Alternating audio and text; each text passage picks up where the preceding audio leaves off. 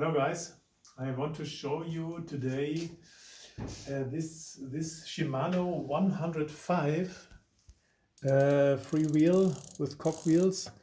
It's about from 1990 and there's written on it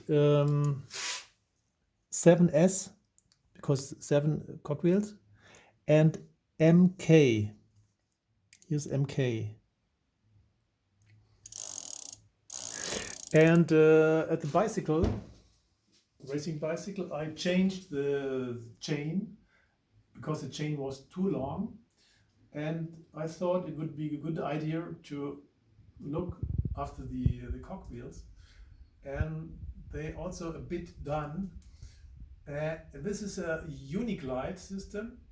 Later on, after 1990, Shimano had the Hyperglide. But this is the Uniglide. This is very good because you can switch the cogwheels. Now I'll show you how to do this. Okay, you need these tools. I go to the third cogwheel and here's to the first one.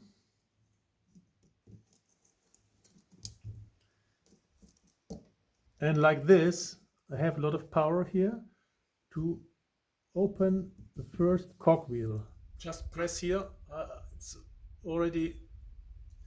not so strong.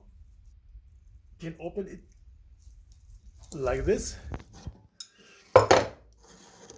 Turn it. So this cogwheel you can't turn. You have to use it like it is. But the other ones you can take out, and they are a bit used. Turn them, and then they are again like new. Okay, you can turn every single, only the first one not.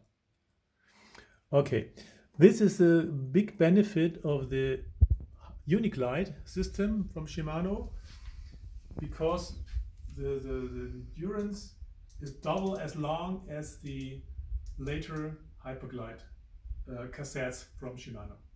Okay, bye bye.